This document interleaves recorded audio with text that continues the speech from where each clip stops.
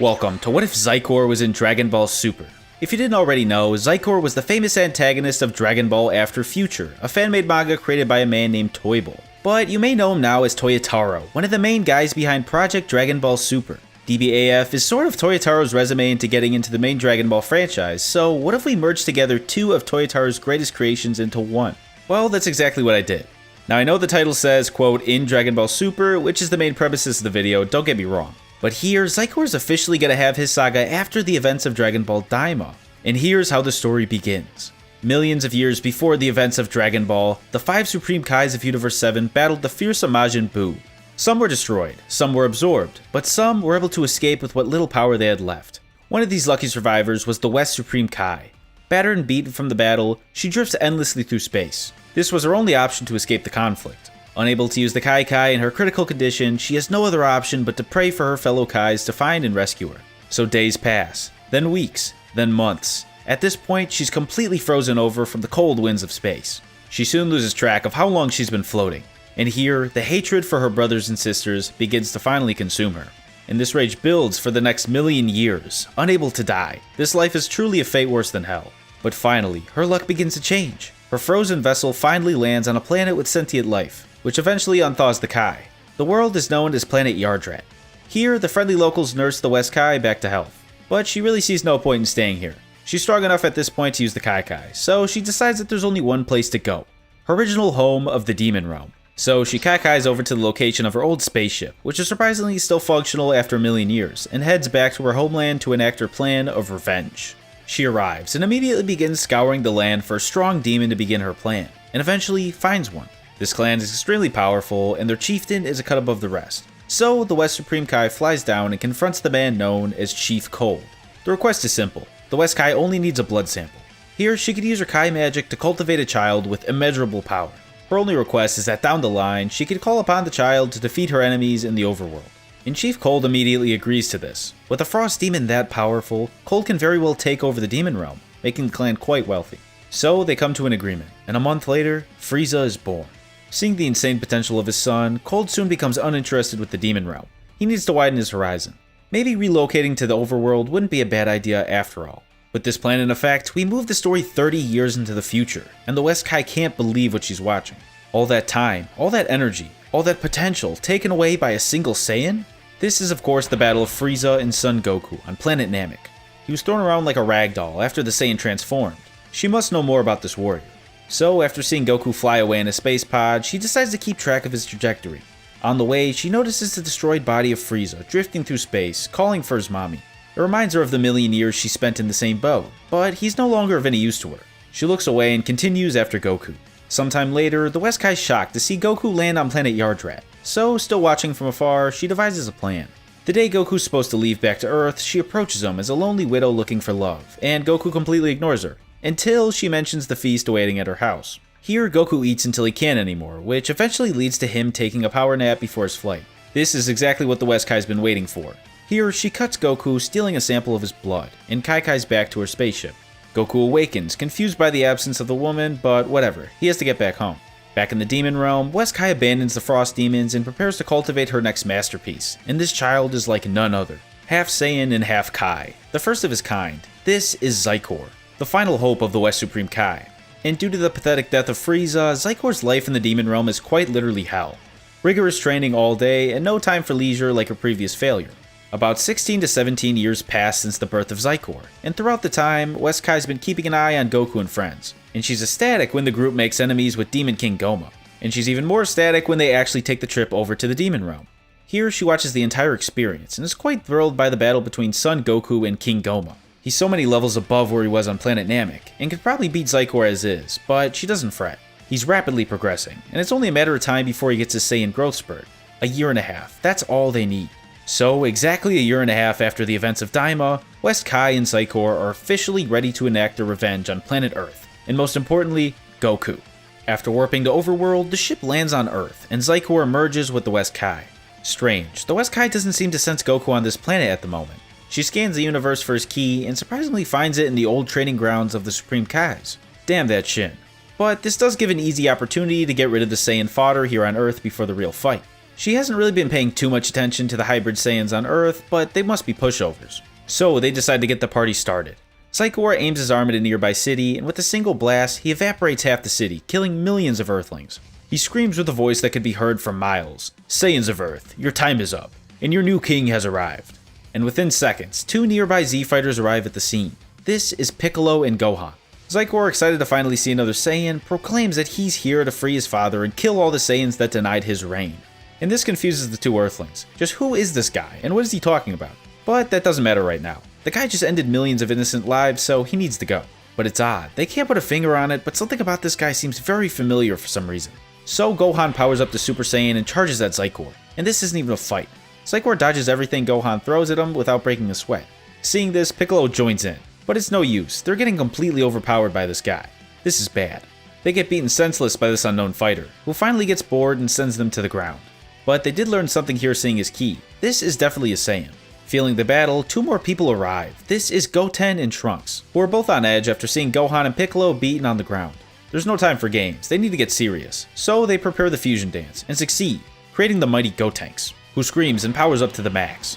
Here, the West Kai is quite surprised. She didn't expect an advanced technique like fusion to happen, but she's not too worried. Xicor smiles as Gotenks charges in, and this battle is much closer, but not nearly close enough. Gotenks is using all of his tricks, but nothing seems to be slowing down this monster. He's just smiling through it all. Xicor actually has never fought someone this powerful before, so he's enjoying it, but this power just simply isn't enough. He powers down as Xicor sends him to the ground near Gohan. Seeing the 2 children try so hard to defend him inspires Gohan to get back up, and break his limits once again like he did years ago during the battles with Majin Buu. He did it once and he can do it again. He screams and it works. Ultimate Gohan is back. He charges in with Saiyan Rage and clashes with Xicor. Right after this happens, Earth's guardian, Dende, shows up to see what's happening. He spots Gotenks on the ground and heals his injuries. Gotenks thanks him and once again powers up to Super Saiyan 3. Inspired by Gohan, he joins the push against Xicor. By now, Old Kai felt what's going on Earth, and decides to interrupt Goku and Vegeta's training to inform them about the battle. But surprisingly, Vegeta doesn't want to show up right away. Their boys have gotten soft after the defeat of Majin Buu, and this is the perfect opportunity to have a real serious battle. They also don't believe that this Xicor guy is all that. With their current power, they could definitely hop in and destroy this guy at any time. Goku's hesitant, but he finally agrees. It's fun to see the side of Gohan again. So the group cautiously continues to watch the fight from Otherworld, and it's intense. Xicor is actually pretty interested in both these Saiyans. One uses a technique similar to the Kai's, and one uses a form that feels like lingering Kai energy. This is amazing. This is the best fight he's ever had. Actually, it almost seems like he's getting pushed back. He's never felt this sensation before, this lingering feeling of doom. Here, Gohan and Gotenks are giving it all they got, and the combined force is just too much for Xicor. In this form. While he's hit his limit, it's time to instill fear in these Saiyans. Xicor has never seriously fought with this form since all the demons in the demon realm just immediately die after using it, so he's pretty pumped here. He jumps away from battle and yells at the Saiyans to feast their eyes on this. He screams and explodes with an all too familiar power. This is the power of Super Saiyan Kaioshin. Well, actually, this is Super Saiyan 2. Xicor did endless training with the Super Saiyan form in the demon realm, eventually perfecting it, which is technically what Super Saiyan 2 is, just a perfected version of Super Saiyan. Nonetheless, this power is otherworldly. Gohan can't believe what he's feeling. Here, the Earthlings can't hold a candle to Super Saiyan Xicor in their current state. They get completely overpowered. Xicor grabs both the Saiyans and slams them into the ground. This is where Goku and Vegeta finally act. They prepare to Kai over, but wait a minute. Where's Shin? They begin scouring the area. Just where could he be? They finally find Shin taking a nap under a tree. They shake him awake and tell him to Kai them to Earth immediately. Shaken up, Shin agrees and takes the group back to Earth, but they were seconds too late. Immediately after appearing at the battle, Goku looks over to see Xicor, charging a ki blast at the body of Gohan. He screams and puts his fingers to his head, but it's too slow. Xicor fires, killing the son of Goku. He then turns his head, looking at Goten and Trunks, but Goku screams, powering up to the Super Saiyan 4 transformation. He throws a punch at Xicor, making him buckle back, and Xicor can't believe it. There really is a foe out there powerful enough to stand against him in this form. This must be him, the Saiyan that imprisoned his father. Due to the circumstances, Vegeta watches the battle, for now. After all, his son did just die in the hands of this monster. He also wants to see more of this guy close up. That face, those eyes, he's oddly similar to Kakarot, especially seeing them face to face. So Goku and Xicor battle, but it's clear that even in the Super Saiyan 4 form, Xicor's not taking this fight 100% seriously. And Vegeta sees this, but he's excited. Finally, a foe to use his newly acquired power on. So Vegeta powers up to the Super Saiyan 4 transformation he obtained after the battle with King Goma, and attacks Xicor. The combined attacks of both Saiyans pushes Xicor into finally going 100%. He screams and emanates an insane ki storm that pushes the two Saiyans back. Seeing the two struggle, Piccolo yells out, "Goku, Vegeta, you two need to put your differences aside and do this for Gohan." And after hearing this, Xicor surprisingly stops battling the two Saiyans, his face frozen in horror. He can't believe it. Did that Namekian just say, Goku? Xicor screams out, asking for Goku, so Goku, confused, reassures him that he is in fact Son Goku. Xicor, shocked, asks why they're even fighting in the first place. They should be fighting alongside each other after all. Mother said that if we join forces, we could save you from these evil Saiyans and rule the planet together. Why are you fighting alongside them? And here, Goku is absolutely dumbfounded. He has no idea what Xicor is talking about. This has always been his home, and he is an alien invader, nothing more. Xicor once again freezes up, unsure of what to do. He thought these people were here to stop him and his father, but they're all his allies instead? Out of options, the West Kai decides to make her appearance at the battlefield. She yells out that this man is not his father's son Goku. This is all simply a trick so Xicor spares these evil Saiyans. These are the lies that the West Kai has been feeding Xicor since birth. A group of rogue Saiyans were taking over Earth and defying his father's rule. His father was tricked and imprisoned by these Saiyans with magic, but Xicor was safe on the planet and brought to the Demon Realm to be trained in order to reclaim his father's throne, and finally free him. Although Xicor does still believe his mother here, he can't help but feel a faint connection between Goku and himself. He also felt it with the Saiyans he battled before, but he was still full of delusion at that point since they weren't really Goku. Speaking of Goku, he catches a glimpse at the West Kai's face, and immediately recognizes her as that woman on Yardrat all those years ago. He comes to a crazy realization that Xicor might not be wrong here, he just might be his real son. She must have taken advantage of him after passing out like Chi-Chi did when they got married. But that doesn't change anything now, the battle must go on. Suddenly, Old Kai appears before the spectators, carrying the artifact that Shin and himself have been working on for the past few months, the newly repaired Z-Sword. In this dire situation, Old Kai finally remembered the trick behind the use of the Kai Kai, a skill that he forgot during his time in the sword. And Shin actually had the same idea after seeing the appearance of the West Kai. He's not actually sure what happened to her after they lost contact all those years ago, but she's clearly strayed from the Kaioshin path, and they need to lock her away. But they need time to prepare the ritual, so it's time for Shin and Piccolo to shine as Earth's guardians. They need to attack the West Kai. So they appear around her, prepared to end this. Back with Xicor, it's not looking good for Goku and Vegeta. They lost stamina during the fight, and it seems like Xicor got even stronger. They're out of options. They need to fuse before it's too late, and with Shin preoccupied, there's only one way to do this. Xicor's in shock from seeing the East Supreme Kai attack his mother, so Vegeta uses this moment to slam into him, sending him flying into a mountain. Here, Goku and Vegeta prepare to fuse. They connect fingers, and the transformation is a success. Super Saiyan 4 Gogeta finally makes his debut to the battlefield. Xicor flies in to save his mother from the attackers, but Gogeta intercepts at insane speeds and kicks Xicor to the other side of the battlefield. This is where the real battle begins. Here, Xicor for once is finally fighting an uphill battle, and it's quite the landslide. Super Saiyan 4 Gogeta has an insane amount of power, and Xicor definitely sees it for himself. Across the battlefield, the team confronts the West Kai.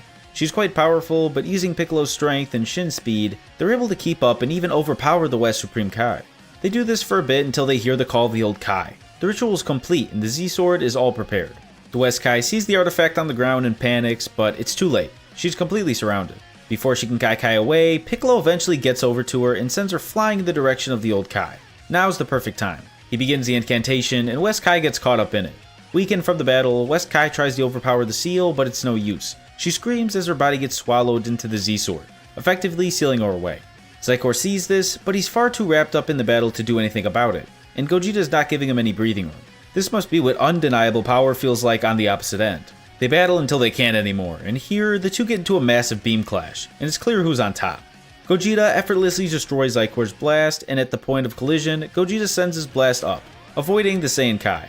Gogeta appears in front of Xicor and tells him that that's enough, it's over.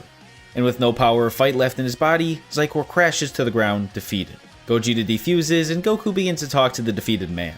His power is incredible. Goku says that with all the overwhelming information that he's gotten so far, he very well might be his biological son.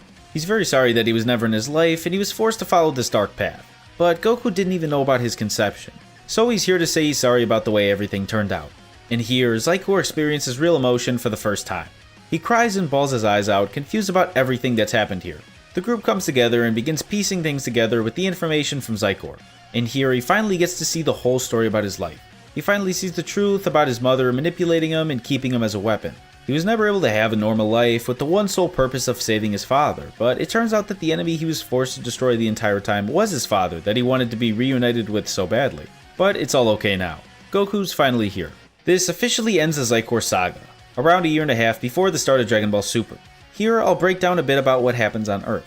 For one, Goku adopts Xicor into his family and slowly rehabilitates him into an Earth life and a real family life. They fill him in on everything that's been happening in the past and how his conception must have happened on planet Yardrat. They then use the Dragon Balls to revive Gohan and everyone that died during the Xicor saga.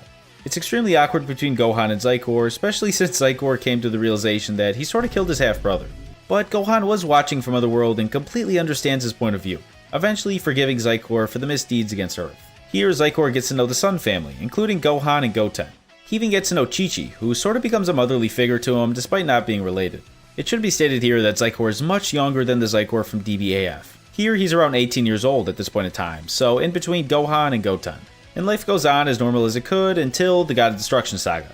Here, Beerus still has the premonition of the Super Saiyan God, and comes to Earth to find the remaining Saiyans of the universe. And he first finds Goku on King Kai's planet. They spar, which pushes Goku to Super Saiyan 4. But it goes just about as well as canon. Beerus is pretty impressed, but this clearly is not the god he's looking for. They get word that there's more Saiyans on Earth, so Beerus and Whis travel over there. They arrive at Capsule Corp, and Bulma's birthday's happening, so everyone's there, including all the Saiyans. Beerus gets distracted by all the good food. This leads to him getting pissed off at Majin Buu. This then leads to Bulma getting smacked and Vegeta becoming furious, which makes him go Super Saiyan and attack Beerus. He of course shrugs this off and throws Vegeta away, so everyone prepares to fight. They all power up. Vegeta goes Super Saiyan 4, Gotenks goes Super Saiyan 3, Gohan goes Ultimate, and Xicor, who hasn't necessarily been training a lot since he's trying to get acclimated to Earthling life, goes Super Saiyan 2. Beerus is actually pretty saddened by the state of the Saiyans' power levels, but there's one key signature that dwarfs the rest. This is of course Xicor. It's strange, he feels some sort of divine key emanating off of him for some reason. And the battle once again goes just as bad as canon. Beerus clearly comes out on top with just a fraction of his power. Vegeta and Xicor are by far the strongest opponents, but this Xicor guy was a cut above the rest. He asks Xicor why he uses a form of divine ki, but Whis answers for him. During the fight, Whis, feeling the divine energy, decided to look into the Saiyan's history, and explains that he's the result of an experiment that fused the genes of Saiyan Son Goku with the creation magic of a Supreme Kai. So Beerus asks all the Saiyans about the legend of the Super Saiyan God. Vegeta speaks up that the only story from Planet Vegeta was the tale of the legendary Super Saiyan, but that's clearly not what they're looking for. Whis speaks up that the god he might be looking for is Xicor, since he was never born on Planet Vegeta, but it's possible that he hasn't tapped into the true Super Saiyan God potential. Stumped, Beerus sits down to think of a solution. Dende, who's at the party, speaks up that they should just ask Shenron. He knows all sorts of lost knowledge. So they summon Shenron and ask him what he knows about Xicor and the Super Saiyan God. Shenron doesn't recollect anything specific about Xicor, but he does know of the Super Saiyan God. He explains the ritual of how to summon the god and disappears. Shortly after, Goku arrives at Capsule Corp and is filled in on the situation. Since they have Goku, Vegeta, Trunks, Gohan, and Goten here, they could effectively do the ritual on Xicor, activating his latent god potential. So they prepare the ritual. Everyone goes Super Saiyan, and Xicor in the center of the ring. They power up, and something begins to happen. Xicor explodes in a wild pink energy that fills the arena. Finally, the light fades and Xicor emerges with an entirely new form. It worked. The Super Saiyan God has awakened. Beerus feels the presence of Xicor and is fascinated. This must be him. Although he does chuckle a bit, he didn't really expect him to be pink. But who's he to judge? He's literally a big purple cat. So Xicor and Beerus battle, and this power is incredible. Not only is his Kai side providing divine energy, his Saiyan side is now producing energy on the same frequency. And when synergizing together, it's extremely powerful. And in the end, Beerus still wins, but now he's completely convinced that Xicor is the Super Saiyan God from his premonition. Here, Beerus decides to take Xicor to his planet where he could be trained by Whis to further progress this new transformation. So, with Xicor's unmatched power in the mix, Beerus completely disregards the rest of the Saiyans on Earth and focuses solely on Xicor. With Xicor gone, Earth feels pretty boring. During this time, Vegeta can't help to wonder what would happen if he was in the center of that ring. Could he ever become a Super Saiyan God like Xicor? But alas, the ritual is not possible. With Xicor gone, they're missing the Saiyans for the ritual. This is where Videl brings into light that she's pregnant with Gohan's quarter Saiyan child, so perhaps they could still do the ritual. They decide that it's worth a shot. They all become Super Saiyans and join hands with Videl while Vegeta stands in the center. And somehow, it works. Vegeta explodes in a red light and becomes something else entirely, it seems. Although this form does use that unexplainable ki known as divine energy, it doesn't look anything like the Super Saiyan God they all know. So they all think this form is something entirely different. Probably since they don't have the blood of a Kai within them. And they are right, sort of. Vegeta's form is quite powerful, it completely dwarfs Super Saiyan 4. But they can't say if it's stronger than Xicor's form since they can't really feel divine ki yet, but they are interested to find out. Extremely jealous of Vegeta, Goku yells out that he wants his form too. He can't get left in the dust after all, so why not? They once again link hands and performs the ritual, this time with Goku in the center, and he too obtains the red transformation, which they simply call Super Saiyan Red for the time being. A few weeks later, Whis comes back to Earth, eager for all the good Earth food that Zikor's been talking about. And here, Goku and Vegeta show off their Super Saiyan Red forms, and ask Whis to take them to Beerus and Xicor. So with some convincing, which is food, Whis agrees and they show up on Beerus' planet. And Beerus can't believe that the ritual worked on Saiyans without Divine Ki. He didn't know it works like that. So he extends his interest to these two Saiyans on his planet. After all, they could become valuable training partners for Xicor. But Vegeta didn't come here to be a training pawn. He's here to challenge Xicor. So the two warriors spar. Although Vegeta has powered up tremendously, Xicor still has the upper hand in power and ends up defeating him. Goku decides to fight him next, and it's the same exact outcome. But Xicor is extremely tired from both fights back to back. It seems like they definitely have powered up substantially since the last time they fought.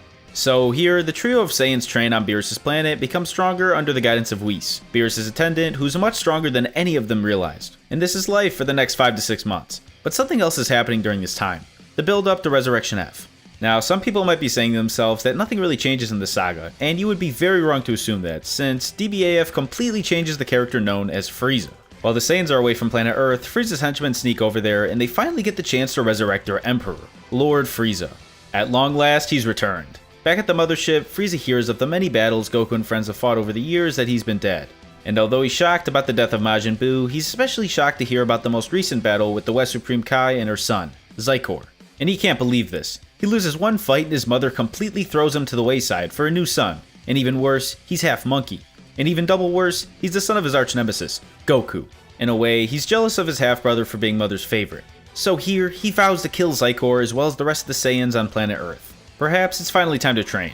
He's been quite pampered his entire life and never really saw any need to train, but this changes everything. He's going to train all day every day until he's confident enough to return to Earth as the Supreme Emperor of the universe. And after a very short 4 months of time, he achieves it. He's finally reached a new level of power. Behold, the godly power of Pink Frieza. Immediately after getting this form, Frieza decides to launch an invasion on Earth. So he does. The Frieza force arrives on Earth with Frieza leading them. The ones facing him here are the same as canon, so Krillin, Tien, Roshi, etc.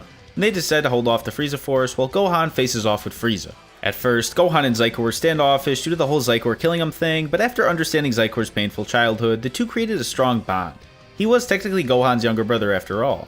This led to Gohan sparring frequently with Xicor when he had spare time. At first, he was training in an attempt to achieve the Super Saiyan 3 and further on Super Saiyan 4 forms, but Gohan was never good at using these, unlike his father, so he decided to go down his own path of power. This is of course the ultimate form, which he used to train with Xicor. Since his power was awakened by a Supreme Kai, the form was strengthened significantly from seeing and experiencing Xicor fight, since he's a half Supreme Kai after all. In using this power, Gohan effortlessly defeats Frieza, forcing him to use his final form. With this power, Frieza puts up a good fight, but Gohan still outmatches the Emperor.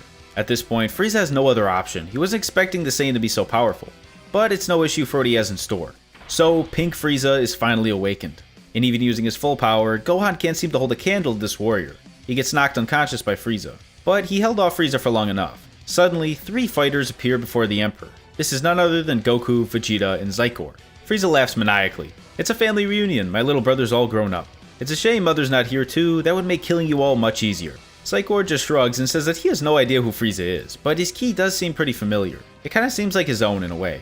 He's interested to see it, but Xicor says unfortunately he's not going to be fighting Frieza. He lost horribly in rock paper scissors on the way here, so Dad's fighting first. Goku smiles and steps forward. He's happy to battle Frieza once again. So he powers up to the Super Saiyan Red form and charges at Frieza. And they clash in battle, but it's apparent that he's simply not on an even playing field with Frieza here. His progress is crazy. So Goku has no choice but to use his new level of power he achieved on Beerus' planet. He goes one step further into the domain of the gods and shows off his Super Saiyan Blue form. And here, the battle's much closer, but there's still a substantial gap in power that Goku just can't seem to overcome here. As the battle progresses, Goku runs out of energy and Frieza begins bullying him with kicks and blows as he screams in pain. This causes Xicor to seethe in rage on the sidelines. He thought his father was going to steamroll Frieza, but the opposite's happening right now. Seeing Frieza stomp on Goku's head is the final straw. He screams, exploding into the Super Saiyan God. And while the form doesn't really look any different, it's significantly stronger than the form during the Beerus saga. He rushes in the battle, and Vegeta yells out, pissed because he was the runner-up after rock, paper, scissors, but he knows it's no use. Xicor slams into Frieza, sending them both flying. They proceed to battle, but something odd's happening during the fight. Frieza seems to be getting weaker. They were tied up at the beginning, but the more they battle, the more Xicor begins to overpower Frieza. And unfortunately, Frieza can feel what's going on in his body. He didn't realize it on the mothership, but now it's clear that his Frost Demon side simply isn't accustomed to the amount of power he's drawing out from his Supreme Kai side. He notices this while fighting Xicor. Here, Zykor's Kai and Saiyan side fight in complete tandem. Both sides are outputting equal power. Nearing the end of the fight, Frieza knows what he must do. Let's see how Mother feels when her precious baby boy gets blown to bits along with this planet. Frieza begins to glow with a dangerous amount of pink energy. His body swells and pulsates with power. The power is so dense, nobody can even get close to Frieza. Even Xicor gets pushed back. Xicor and Goku, being the closest, try to reach Frieza, but it's no use. He finally explodes, creating a black hole that swallows the entire galaxy into it. But not before Whis and Beerus swipe up Vegeta and stop time. Vegeta had no idea that Whis can even do something like this. Whis tells him that the entire galaxy will be destroyed if he doesn't fix Kakarot and Zykor's error of not finishing off Frieza quick enough. And Vegeta completely agrees. He's ready. So Whis reverses time a couple of minutes. And during Xicor and Frieza's final brawl, Vegeta charges a final flash. It's finally complete, and Vegeta fires, completely vaporizing Frieza out of nowhere. Xicor and Goku are both pissed off at Vegeta, but Whis states that Vegeta just saved both of their lives, and they should actually be thanking the prince. They're kinda confused about this, but laugh it off. At least they were able to defeat Frieza and save Earth in the end. So life continues as usual. The group trains back at Beerus' planet for about a month until a special guest shows up. This is Champa, the brother of Beerus, which begins the Tournament of Destroyers saga. And I'm going to try to cover this one fast because 1, the saga is just objectively boring, and 2, it doesn't really change much with the addition of Xicor. So the tournament comes into fruition. The team is Goku, Vegeta, Xicor, Majin Buu, and Monaka, but Majin Buu fails the entry exam. Xicor surprisingly passes the exam, which is a surprise since he really didn't have any formal education. This is because all the time he spent with Gohan. Here, Xicor would help Gohan train. In exchange, Gohan would tutor him about different subjects. The first matchup is Goku vs Batamo, and Goku successfully ends up throwing him off the arena. But in the next match against Frost, he somehow loses. But Vegeta got a glimpse of what's going on, so he fights next, and ends up exposing Frost for using a weapon to poison Goku. So the judge allows Goku to get reinstated to the roster. So from here, Vegeta beats Vegeta, trains Kaba and then defeats him, and finally gets all the way to Hit, which is a fight he just can't handle at the moment. He seems to be using some sort of trick to catch him off guard, and it worked. He sort of reminds him of that miserable worm Goldo from the Ginyu Force. So, the moment everyone's been waiting for. Xicor is up next. Seeing Vegeta's battle against this foe was really beneficial for the team, and together, Goku and Xicor came up with a good strategy for beating him on the sidelines. And this genius strategy was simply overpowering Hit's time skip with raw power. Truly a meeting of the minds over at Universe 7. And as bad as this idea is, it kinda works. Using Super Saiyan God, Xicor simply overpowers Hit, who's already a bit worn out from the Vegeta battle. He can't really catch Xicor off guard since he already saw the previous fight and got accustomed to the technique. So Xicor defeats Hit, ending the Tournament Destroyers with a W. So here, the group has another time skip of about 5 months, where they spend time either at home or training with the gods. And during this skip, Goku and Vegeta get pretty ambitious about training, especially after their losses in the tournament. There's always going to be an opponent with a strategy or technique that throws you off, so they need to prepare themselves and overcome that limit, because after all, we Saiyans have no limits. But suddenly, while the group's hanging out at Capsule Corp, an all too familiar time machine comes down crashing out of nowhere. Well, familiar to almost everyone. Xicor still has no idea who this is. This is of course Trunks from the future timeline. He's glad to see Vegeta and the real Goku, but he has no idea who this other guy is. And they're both pretty shocked after introducing each other. The future version of Vegeta's son meeting the half-Kai son of Goku is a pretty weird crossover that they weren't really expecting. After the long explanation, Trunks is still confused as to why Xicor never really showed up during his timeline. He really could have used that strong fighter on his side. And of course, Xicor has no idea what he's doing in the future. But Bulma speaks up about a theory she has. It's possible that after hearing about Goku's death, the West Supreme Kai didn't think the experiment was worth it anymore. Little did she know this death was from a virus and not from a battle, so she might have sadly cut the experiment short. But something cuts Bulma's sentence short. A massive storm of energy appears as a mysterious man comes out of it, who looks identical to Goku. Trunks yells to watch out. This is the mysterious evil Goku that's been terrorizing his timeline, Goku Black. And Goku immediately wants to challenge this guy for obvious reasons, so the two begin battling. The battle's close, but soon Goku Black begins to get sucked into his own timeline. But before he goes back, he spots the key signature of Xicor, and it stuns him. Why does this mortal have such a similar key wavelength to his own? Hopefully, he'll see him again. So Goku and Vegeta decide to go with Trunks to save his planet. Beerus and Whis, who stop by after the time warp, tells the group to stay on their toes. That warrior resembling Goku had a vast amount of godly ki inside of him. Looking back at the fight, Whis notices the time ring on his finger, and states that only Supreme Kais are allowed the ring. Xicor, intrigued by this, says that he wants to come too and at least spectate the battle. This is clearly Goku and Vegeta's quarrel, but there's way too much overlap here with his personal life just to idly look by. So the group gets transported away with Trunks. They arrive at Trunks' timeline and once again encounter Goku Black. But this time another foe is here too. A green man that looks very similar to Shin, who goes by Zamasu. This is very clearly a test for Goku to break his limits against himself. Even Vegeta acknowledges this. So Goku battles once again. Goku shows the gap in power by using Super Saiyan, which seems to be working. But during the fight, Black decides to copy the ability and amplify it using his Supreme Kai energy, evolving to a form many levels above his previous power. And he decides to call this form Super Saiyan Rose, the form that will end the Saiyan race. And the group can't believe it. He looks just like Xicor. Black's a bit confused here. Does his power really not terrify them? And honestly, no, not really. Xicor smirks and powers up to a form that looks and feels the exact same. And Black's completely dumbfounded. Just who is this guy? Xicor says that's a long story, but to keep it short, he's part Supreme Kai, so he has a sneaking suspicion that Goku Black is also a Kai hybrid. Black says that he's almost correct, but his circumstance is a bit different. This is where Black gives a bit of background about himself, and he's actually Supreme Kai using Goku's body as a vessel to obtain a higher power. Being well versed in battling this form, Goku's pretty prepared for this, and powers up to Super Saiyan Blue to get the battle started. During the fight, Trunks stands back in shock as Vegeta and Xicor bully Zamasu into submission. His immortality's not going to save him here. They humiliate him so bad that he gives up and silently watches the battle with the group from the sidelines, which is pretty embarrassing, but there's really nothing he could do with his power level. Black's too locked in combat to help out Zamasu, and they're neck and neck when comparing power. Black can't believe this mortal version of Goku holds so much strength. Just how is this possible? Vegeta yells out, "Because you're an interloper, a fake Saiyan simply using the body of a real Saiyan. Kakarot and I are the real deal, and you stand no chance." Here, Goku gets a serious look at Black and stops fighting for a second. He's done holding back. Is this really your full power? Black can't believe that he's getting talked down to here. He screams and emits a terrifying energy, which doesn't really face Goku. Well, that pretty much answered his question.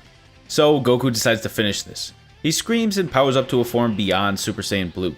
This is Super Saiyan Blue Evolution, a form that both Vegeta and himself had obtained to keep up with Xicor. And here, Goku shows off how much more powerful he is than the canon version due to Xicor being in the picture. Goku Black gets completely overpowered. Beaten and battered, Black yells out that he can give this Saiyan a real battle if he had his full power. And Goku's intrigued by this. Black wants to kind of fuse with himself in a way, or Zamasu. He explains more about who he really is and how he has Goku's body in the first place, which is quite the story. And honestly, Goku's fine with this. He wants to fight a real opponent to push his limits, and Trunks tries to intervene, but it's impossible to convince Goku otherwise. So Goku Black attaches a Potara, and the two Zamasus fuse into one singular being, the ultimate god. Goku can't believe the energy radiating off of Zamasu. He's hyped the battle. So Goku begins the battle with the fusion, and this power is terrifying.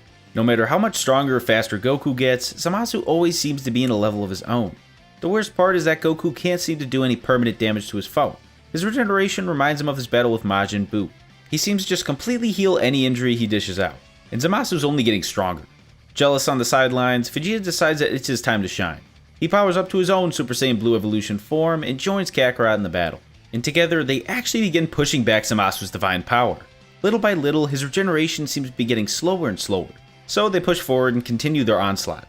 Here, it seems like Zamasu's regeneration can't keep up with the Saiyans. He has no choice but to corrupt himself to obtain the power to defeat them. And this works. Temporarily, of course. Here, Zamasu overpowers the two and pushes them to the point of exhaustion, but he himself reaches a point of no return. Zamasu has no other option but to fuse with the universe to sustain his power. So this is exactly what he does. And the Saiyans really have no idea how to battle this type of battle. They all fire ki blasts into the void of space, even Xicor joins in on this final push, but it's to no avail. Zamasu's grown too omnipotent to continue the battle. Goku, pushed into a corner, unable to do anything, remembers the gift Zeno gave him at the tournament, the call button. He's currently in another universe, but it's worth a shot. So the end of the Zamasu saga goes pretty similar to canon. The Zeno of this timeline gets summoned, and he's not too sure who anyone in this group is, but their enemy is clearly defying the laws of the universe. He must be ended. So Grand Zeno uses omniversal power to destroy the entire universe. With what little time they have left, Trunks gets the group back to the time machine, and they grab Zeno and successfully escape into the main timeline. And the rest goes by canon. Trunks gets his universe rebuilt and peace is restored throughout the timeline. This peace eventually brings Goku to Zeno's palace to remind him of the tournament that he promised him a while ago. And just like that, the pre-exhibition tournament between Universe 9 and 7 is established. And without much surprise, the three-person team for Universe 7 is Goku, Vegeta, and Xicor. And after a sideline in the last arc, Xicor wants to stretch a little, and Goku and Vegeta reluctantly accept this, so they let him fight first. It's gonna be funny seeing how humiliated Universe 9 will be after seeing Xicor. So Xicor gets through the first round with Lavender and the second round with Basil relatively easily. He dodges the poisonous punches and drug-fueled kicks of the duo, which puts him at the final match with Bergamo, the leader of the trio of danger. And here, Xicor surprisingly gets pushed into using Super Saiyan 2. Fighting with Bergamo, he got bigger and stronger as the battle progressed, which is a pretty cool ability to see. This is what forced out part of his true power. In using Super Saiyan 2, Xicor is able to overpower Bergamo enough to effectively throw him out of the ring, single-handedly ending the pre-exhibition tournament. And Zeno is actually pretty pleased with the final battle. It was quite intense. Intense enough to set the Tournament of Power into motion. A day later, Zeno reaches out to all the angels of the 12 participating universes, and gives them the details about the upcoming tournament. Each universe has 40 hours to hand select their top 10 strongest fighters. So Universe 7 creates their team. This team is Goku, Vegeta, Xicor, Gohan, Piccolo, Tien, Krillin, and the newly convinced androids 17 and 18 from the legendary Cell Saga. Xicor didn't even know that Android Teen fights, but they do vouch for her power. And the last fighter on the team is Majin Buu. But there's a little issue. During his intense training for the battle with Mr. Satan, Buu trains so hard that he ends up passing out. And Mr. Satan says it's pointless to try to wake up Buu, but surprisingly, Xicor speaks up. There's always something he wanted to try with the Majin, but since he's always busy, he really never had the opportunity to do so. Ever since he met Buu, he always felt this sort of weird residual power inside of him, and in a weird way, it kinda reminded him of his mother. So Xicor does something he always wanted to, but never had the reason to. He holds on to Buu and uses his Kaioshin key signature to reach out to the force inside of Buu. And here, something crazy happens. Buu's whole body begins to vibrate, and he wakes up in a panic. But when he starts talking, they quickly realize that this isn't the silly Majin Buu they all know. This is an entirely different person. Seeing that everyone's confused, he introduces himself as the Grand Supreme Kai. He explains his story about how he was absorbed by Majin Buu long ago. He guesses that the dormant Kaioshin abilities of Xicor must have awakened him from his slumber inside the Majin. After being told about the current circumstances of the universe and the Grand Zeno tournament, the Grand Supreme Kai accepts, saying that he'll do everything in his power to help out the universe he loves so dearly. So the 10-person team's officially set. So 40 hours pass and the team all gets sent to the Tournament of Power. But very quickly an outrage erupts from the stands of the gods. Universe 7's team clearly breaks the rules of the game. Upon further inspection, the team has both a Grand Supreme Kai and a Half Supreme Kai on the roster. The Grand Zeno yells for them to be quiet, and thinks the battle would be cool if they get the fight. So they do. Yeah, that's really the only explanation here, and I think it makes perfect sense knowing Zeno. So the Grand Priest has no other choice but to let them participate. The teams get prepared, and the Grand Priest waves his arm. The war has begun. If it wasn't apparent from the setup, I'll just say it now. The Universe 7 team is absolutely stacked in comparison to canon. Goku, Vegeta, and Gohan are substantially stronger than canon, the Grand Supreme Kai controlling Majin Buu's body has insane regeneration and the brains to back it, and of course the addition of Xicor to the 7th Universe roster. Even with the introduction of powerful foes like Kefla, Fused Riverrain, Analyza, and God Destruction Toppo, there's still a pretty decent power gap between the universes in the 7th. So we fast forward through the fodder of the tournament and get to the final battle to decide the fate of the universe. Universe 7 has sustained substantial losses, but it still has the majority in the tournament. The final fighters for the battle are Goku, Vegeta, Xicor, and Jiren the Grey from Universe 11. But right before the final battle, Grand Zeno yells out, asking the fighters to pause? Zeno says that the tournament's been fun so far, but not as fun as he imagined. He suddenly stops and begins whispering to the Grand Priest. Universe 7 and 11 stare at each other in horror. They have no idea what's going on. Are they both going to get erased? Only time will tell. And finally, a few minutes later, the Grand Priest smiles and flies up in the air. A new rule has officially been created for the final battle of the tournament. From now on, Super Saiyan God and all forms of Super Saiyan Blue are officially banned for the rest of the tournament duration. This completely shocks all of Universe 7, but Universe 11 as well as the Grand Zeno agree. After all, they did let them battle with godly fighters, so this one handicap is what they needed, especially with the 3 fighters against 1. So they're forced to battle Jiren in a 1v3 without their most powerful forms. Goku and Vegeta are surprisingly pretty amped for this. They've been relying on Super Saiyan Blue for far too long. So they both power down to Super Saiyan Red and prepare for battle. Xicor, shocked, is a little more nervous than the other two. His Super Saiyan God was extremely perfected, which made it much more powerful than Super Saiyan Blue, Goku, or Vegeta. But he sort of put all of his effort into one single form, so he doesn't have the advantage the other two have. So he goes into Kaioshin infused Super Saiyan 2, which is extremely powerful being used by Xicor, but still underperforms compared to Super Saiyan Red. Needless to say, he's a little nervous about taking on Jiren in this form. So the trio attacks Jiren, but they do use strategy here, and decide to switch off between fighters if they've taken on too much damage and need a breather. If this was canon, this assault really wouldn't do much against Jiren. The group, specifically Vegeta and Goku, are much more powerful in this timeline, and this assault somewhat works. They catch Jiren off guard with numbers, and he can't keep up like this. But if he was using his full power, things would be very different. So Jiren decides to let loose. He screams and blows the Saiyans back with massive amounts of red energy. Here, Xicor is sent back into a crater, and Goku and Vegeta have no other option but to confront the monster while Xicor catches his breath. Even using Super Saiyan Red, the duo is not able to confront the overwhelming power of Jiren. They get battered so hard, they crash out of Super Saiyan Red form and go into base form. Beaten and on the edge, Goku and Vegeta look at each other. It's not going to end like this. They need to use every fiber of their being to defeat this beast. Let's do this. The Saiyans then explode into the Super Saiyan 4 form, a much more comfortable form. While not as powerful as Super Saiyan Red, they're much more accustomed to this pure Saiyan power. They turn around to see Xicor crawling out of the pit, ready to give it his all. So they all jump Jiren at once, but it's completely in vain. Even injured and tired, Jiren's able to deflect all the attacks and beat them senseless. The group finally gets the opportunity to back up and create some distance between Jiren and themselves. They know what they have to do here. It's the only option. They need to fuse. They all know how powerful a fusion could be. Even thinking back on those two Universe 6 Saiyans, Goku had to go into Super Saiyan Blue Evolution to beat that monster, Kefla. Here, Vegeta finally caves in and swallows his pride. He understands that he's currently the weakest out of the three. It's official.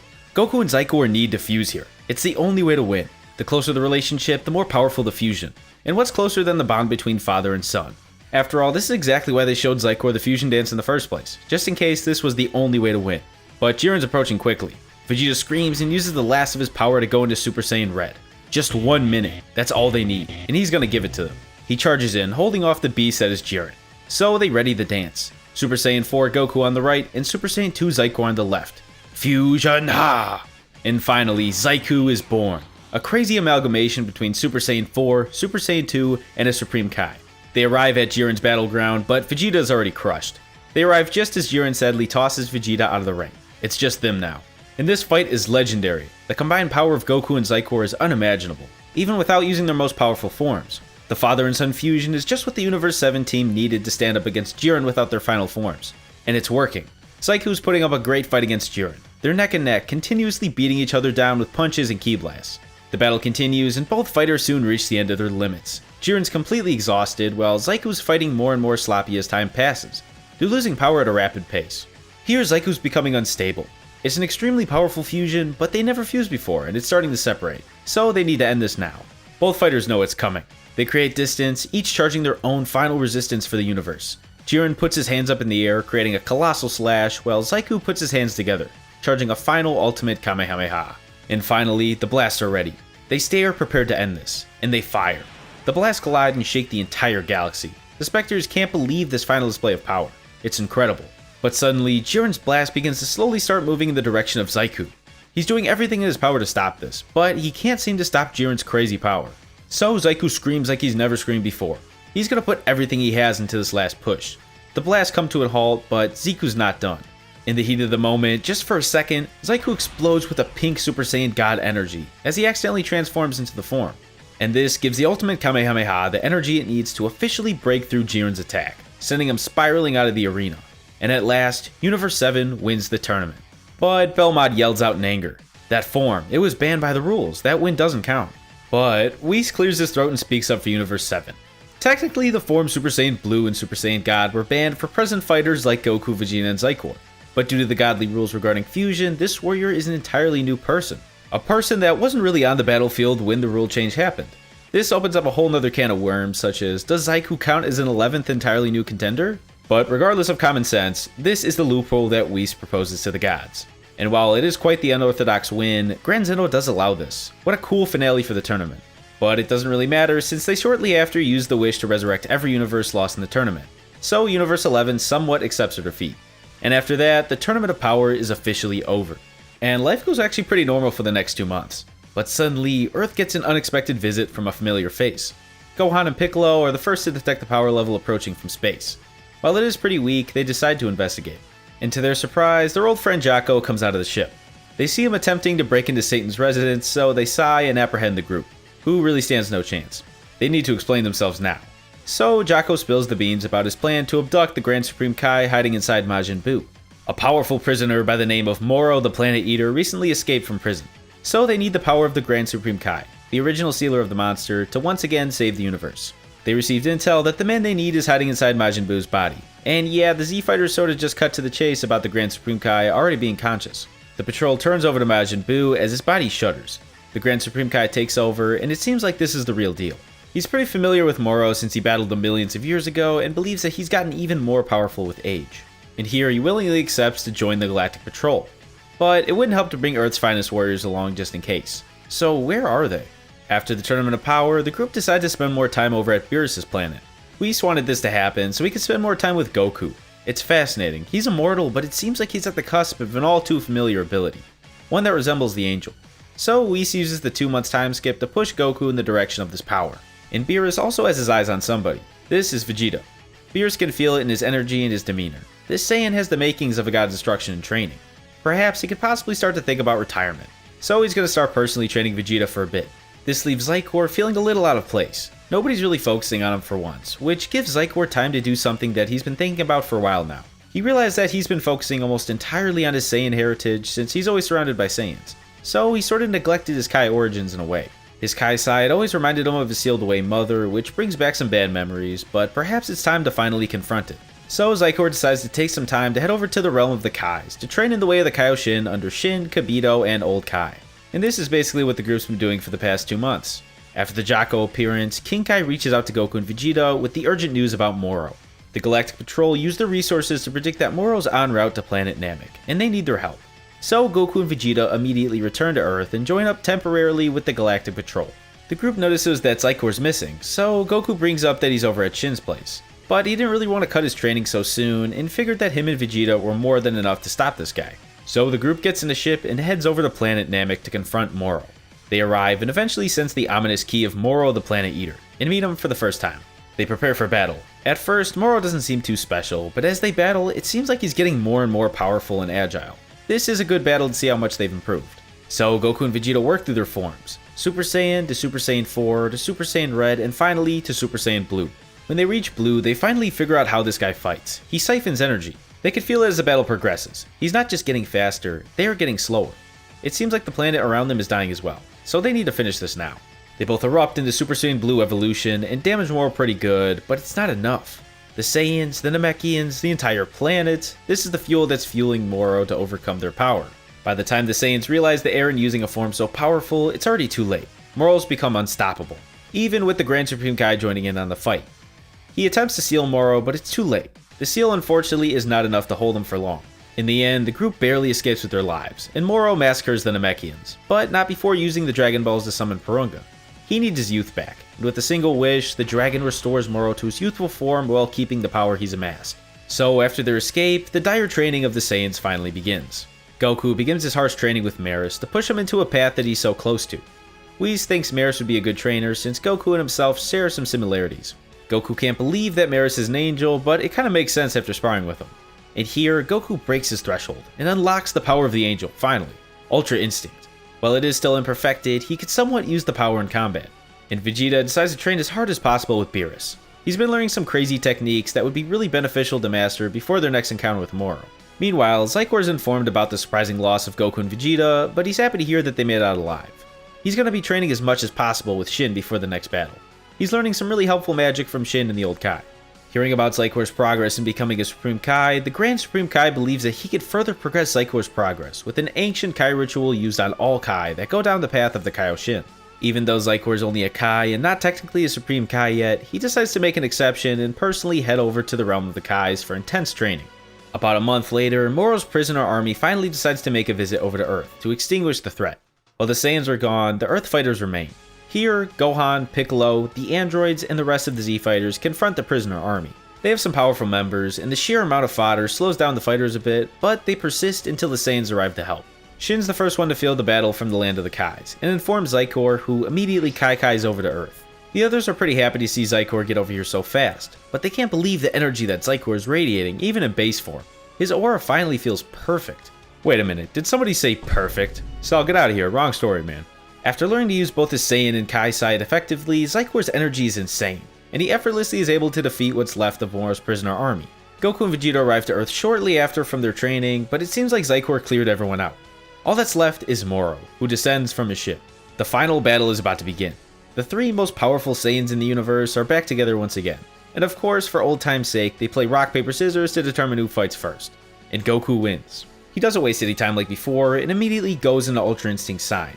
The battle is much closer than before, and it's almost impossible to get a hit on Goku. But Moro's gotten extremely powerful after absorbing more planets since the last time they fought. And as powerful as Goku is right now, he's simply not gonna cut it. Soon he runs out of energy to keep UI going, and the battle goes downhill. Moro soon overpowers him and eventually takes him out of the battle. Next up is Vegeta. He powers up to Super Saiyan Blue evolution once again, but this version is much more refined than what he's been using previously. And this does damage Moro quite a bit, but Vegeta also gets his fair share of combos. The battle gets to a point where Vegeta needs to try something drastic, a new ability he's been training with Beerus. He hasn't exactly mastered it yet, but he knows the fundamentals. Suddenly he puts his hands up towards Moro and screams out, "Hakai!" Moro begins to scream as the purple energy surrounds him and begins to destabilize him. But this technique isn't nearly perfected enough to erase someone like Moro. But he is in pretty bad shape. Here, Moro decides to finally use his trump card. This is of course absorbing Android 7-3, who's injured on the sidelines. After sealing Android 7-3's power, he's feeling much more confident. Seeing that Vegeta's pretty weak, Goku decides to give UI one last go in an attempt to end Moro. But he immediately regrets this mistake.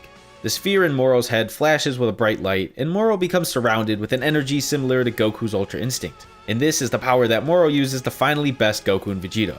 His power is definitely overwhelming here. Without an ability like Force Spirit Fission, they have no way to remove the stolen energy from Moro. Soon, Goku and Vegeta are defeated, and the last two men standing are Moro and Xicor.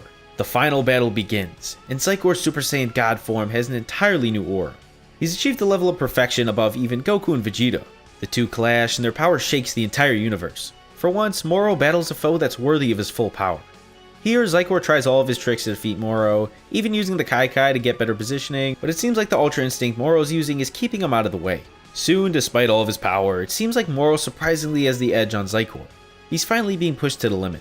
In the final struggle, an epiphany hits Xicor that this will be the end of the Earth in Universe 7 if he doesn't do what he has to do. He only has one option left, but he needs time to do so.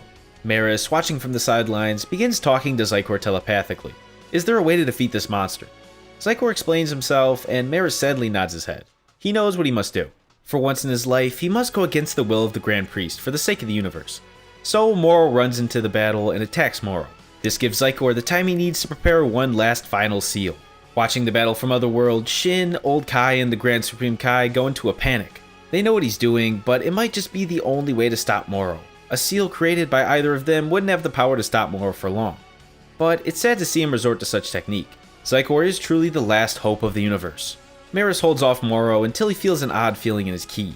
This must be it. The end. He stops fighting and looks up in the sky, but he's not sad. This is the fate he's chosen. He needs to use these last moments alive efficiently and hold off Moro until the end. And finally, Xicor's seal is prepared. His body becomes covered in glowing white ancient Supreme Kai symbols of the past. He can't waste this opportunity. Not now. He thanks everyone on Earth for taking time with him and giving him a life worth living for. Everyone has helped him progress as a person so much, and this is exactly what he's been fighting for. Life would not be worth living if he'd never met them, and he's very thankful for this. The humans, the Saiyans, the Kais, his family, his friends, and most of all his father Goku for guiding him to where he is now. This is his final gift to Earth. After hearing this, Beerus vanishes without a trace. He has broken the angel law, which gave the Grand Priest no other option but to erase him from existence. But his sacrifice is not in vain. Xicor flies forward, grabbing Moro with an unmovable grip. He holds tight as they fly upwards, eventually leaving the Earth's atmosphere. Xicor gets as far as possible from the Earth. The seal is prepared, and Xicor must be the key. He screams and explodes in a giant white aura. And here he becomes the seal that holds Moro as he screams in agony. A massive white Big Bang happens that can be seen throughout the entire universe. And when the light fades, an entirely new planet remains. This is the final resting place of both Xicor and Moro the Planet Eater. Quite an ironic resting place. The one planet that Moro doesn't have the power to devour is his own. Everyone on Earth can't believe that Xicor sacrificed himself for the planet, and they all cry in agony that he's gone.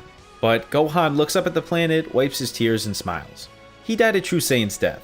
He'll never forget the time that they spent together. He might have killed him in the past, but hey, nobody's perfect. Suddenly, the Kais appear on the battlefield. The Grand Supreme Kai begins to speak. What Xicor used was Master Creation magic. Beerus and the Gods of Destruction used Destroyer magic, and on the other end of the spectrum, the Supreme Kais used Creation magic. They taught Xicor the planet creation technique as a way to improve his grasp on magic in general, but also as a last resort to stop Moro. And they were sad to see it come to that, but it seems like Xicor was content with his choice. So the day of Moro's sealing officially becomes Xicor Day for the Z Fighters. And every time the holiday comes around, they all decide to take a trip over to planet Xicor to honor the sacrifice he made for them by having a party with all of his favorite foods and activities. And that is the story of What If Xicor Was in Dragon Ball Super. Well, what'd you think? Leave a comment about your favorite part in the series. Also make sure to like the video and subscribe to the channel for more content just like this. Alright, I'll see you on the next one.